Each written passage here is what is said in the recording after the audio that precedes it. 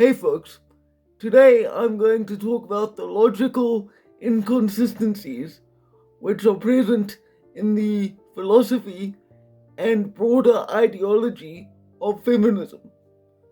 At the start, I want to draw a clear distinction between feminism as an ideology and women as a group of people, because whenever one criticizes the ideology, feminists will immediately accuse that person of being a misogynist, which I am not, and I will hopefully adequately display throughout this discussion. According to most available dictionary definitions, feminism is considered to be the organized advocacy for the rights and interests of women. And if that were all it was, very few people with a kind of mindset that sprung from the developed world would have an issue with it.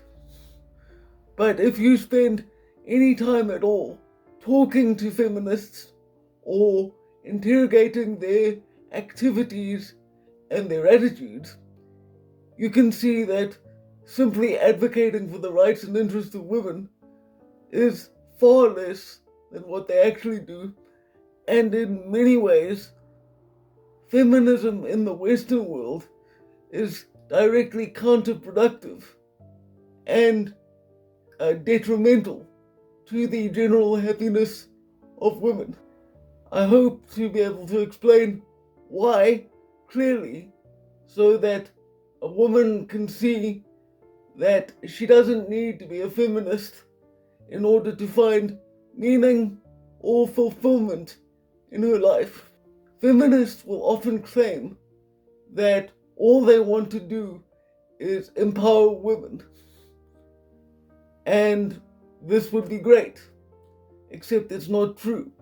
Because so many times you'll see that if a woman makes a choice that is contrary to the wishes of what corporate feminism would like her to do, then she is denigrated, ridiculed, and treated as lesser than her supposed feminist sisters.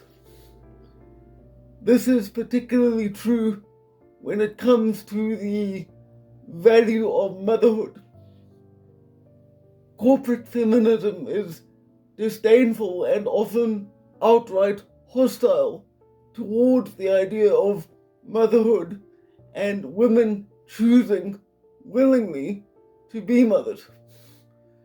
They portray it as though motherhood is a waste of a woman's potential and she should be out in the world competing with men in the business sector or some other traditionally male-dominated avenue of activity. The problem with that is that many women, not all, and I will discuss this in greater detail, but many women feel a deeply maternal urge and are left depressed and unfulfilled if all they do is punch a clock every day. Now, this does not mean that I believe that women should be compelled to adhere to strict gender roles. Gender roles, when they become too rigid and unmoving, are actively detrimental to both men and women. But there is a reason that, broadly speaking, gender roles have existed for about as long as we have as humans.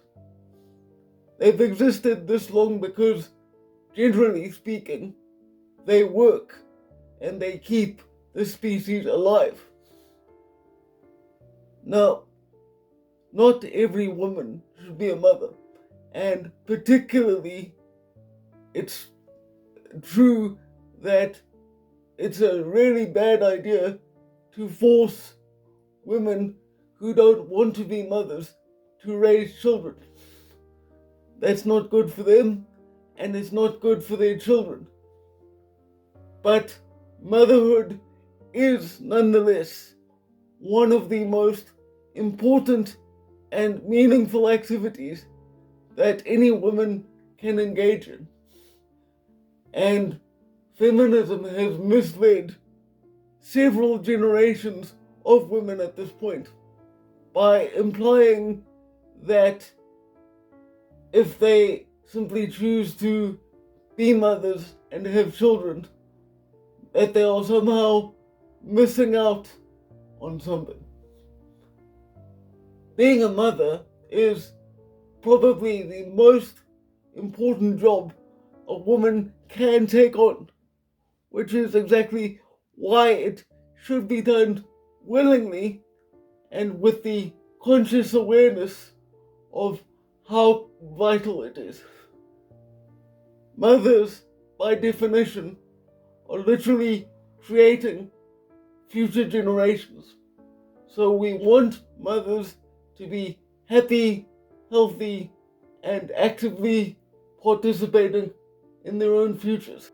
Earlier on, I said that some of the activities of corporate feminism are directly detrimental to the health and well-being of women as a group. And one of the main ways this is the case is that I believe that the current transgender phenomenon is a direct consequence of feminism's dogmatic insistence that there is fundamentally no difference between men and women. In seeking to erase that boundary and to make people believe that we're all fundamentally the same, they awoke a dragon that they did not comprehend. Because think about this to its logical conclusion. If there is fundamentally no difference between a man and a woman, then why wouldn't a man be able to transition to being a woman? It simply follows, which is why it's been funny in a sense, although not really, given the damage being done to actual women by this phenomenon. It has nonetheless been amusing to see feminists reap the consequences of their own advocacy and then suddenly go, oh no, wait, we didn't want to go that far. We were aboard this train and we wanted to get to this stop, and now the train's gone further than we wanted. But unfortunately, they've opened Pandora's box, and now the same argumentation they use is being used against them by people claiming to be transgender, using the same oppression narrative. You'll often see the more vocal transgender personalities, and to be fair, it's a very small number of an already very small population.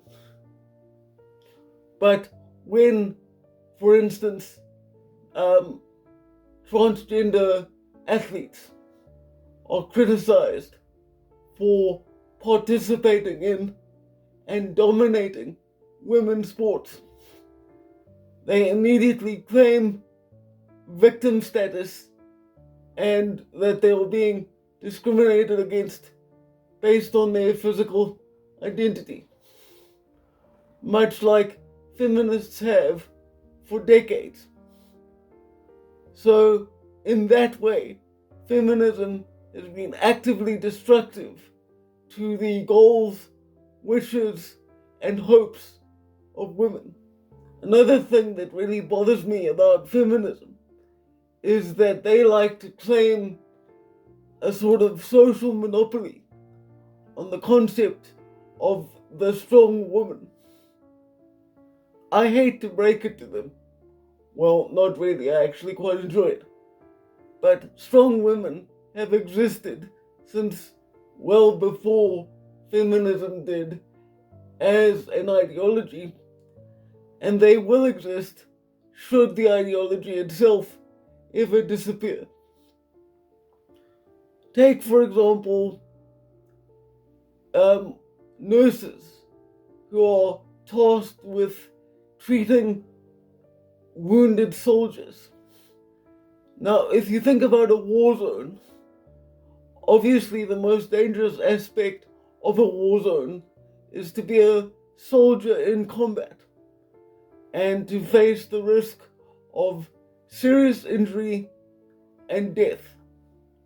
However, it takes no less courage, in my opinion, to be a female nurse and to willingly face the horror of injury, mutilation, and psychological damage visited upon soldiers by war and to treat them and help them recover. There is immense strength in having the capacity to care for and nurture another person. Feminists are ironic in their behavior because when they conceive of success, they measure that success against male standards of behavior and achievement, which again is ironic because for a movement supposedly so concerned with the advancement of women's issues in the public consciousness, they seem awfully preoccupied with what men think and how men behave. Now, obviously, there are men out there in the world with bad intentions. No sane person would deny that. But what feminism has done, broadly speaking, is to define men in general as instinctively cruel, vicious, and predatory. And that has direct consequences even on little boys. Because if, for example, a woman has it drilled into her mind that boys and masculine nature, generally speaking, is inherently predatory, how is she going to behave when she raises sons? What we have seen and what we continue to see is that many women who give birth to boys raise them as though they were defective girls. And that mentality permeates the education system, it permeates the workplace, and it's just conducive to a generally unhealthy environment overall. So I think I'll end off here, and I hope that if you've made it all the way through, you found something useful in this. Look after yourselves, take care of each other, and for now, farewell.